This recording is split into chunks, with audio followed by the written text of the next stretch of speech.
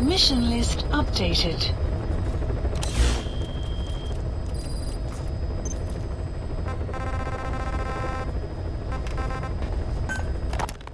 Boss, sorry to keep you waiting. We finally finished analyzing that yellow cake cipher was moving. There was nothing unusual about the composition of the yellow cake itself. Most of it was oxidized uranium, with the rest being impurities, various metals as well as traces of organic matter. What's interesting is the composition of these impurities. When we checked them against the impurities found in the copper ore, it was clear the yellow cake didn't come from Shinkolobwe, meaning they went to the trouble of mining two sources of uranium, then transported them together in different states. Another thing, we detected a very thin layer of highly enriched uranium in the middle of the yellow cake.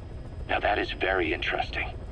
It may not be a lot, but it points to the existence of uranium-enriching technology.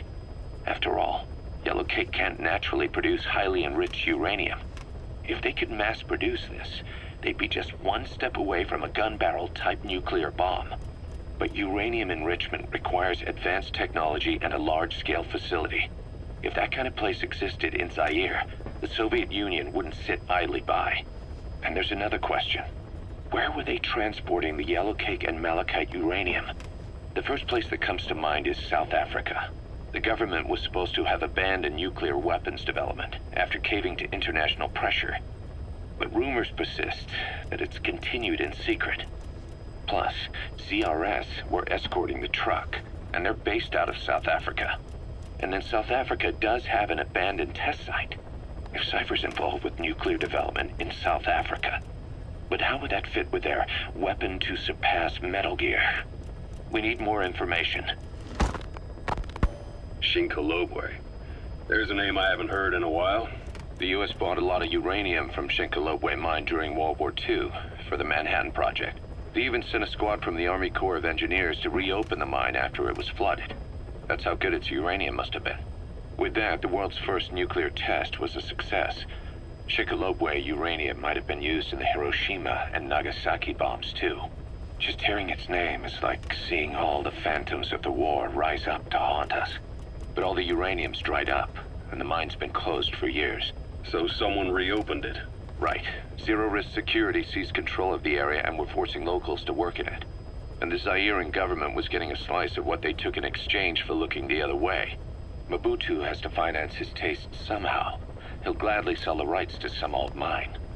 The question is, why would zero-risk security do this kind of thing? Or rather, why were their employers, Cypher, interested in an abandoned mine? They'd be getting trace amounts of uranium, yet to the naked eye it appears to be ordinary malachite, meaning security would be lax. Not a very efficient way of obtaining it, but easier to move. But how would they enrich it at its destination? Did the yellow cake really have a layer of highly enriched uranium in it? Having trouble believing it? No. If they say it's real, then it's real. In which case, they might have some enrichment method that we don't know about. And this was to test it out? It's possible. And that would mean it's almost complete.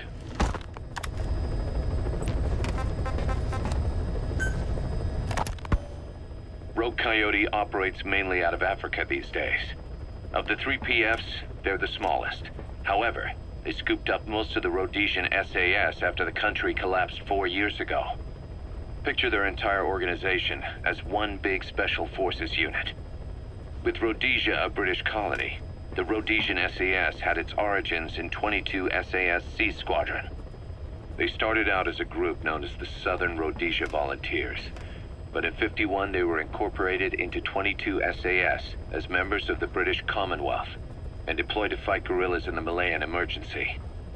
Even now, 22 SAS keeps the Sea Squadron designation empty in recognition of their service. In a way, you could say the SAS almost makes up the core of Rogue Coyote.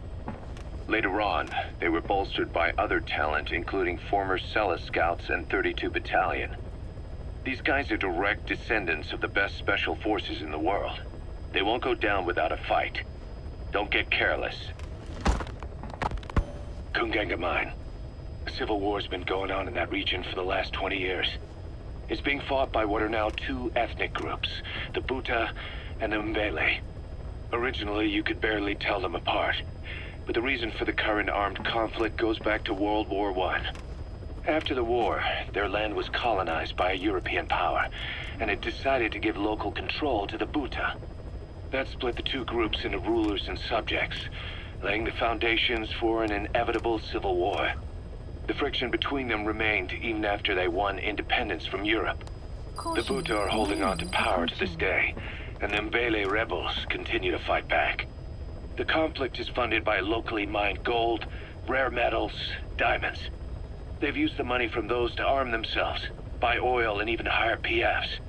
The Buta administration owns the mining rights to Kungenga mine. But most of the laborers are Mbele, who they've taken prisoner. The product they've gouged out of their land is bought up by cheap Western corporations. And this civil war is fueled by the profits. That's how it goes. One country's people is split apart by another country. Then the two groups tear up their own land for money in order to fight each other. Now this civil war started by a foreign power is the norm, and it's sucking up all the country's resources. PFs are just the same. They follow the money, taking war with them wherever they go. That goes for us too. It's an endless river of bloody retaliation, and we're standing downstream. Should we make a stand and staunch the flow? Or wade in amongst the corpses and make a bigger splash than the rest? We'll follow your lead, boss.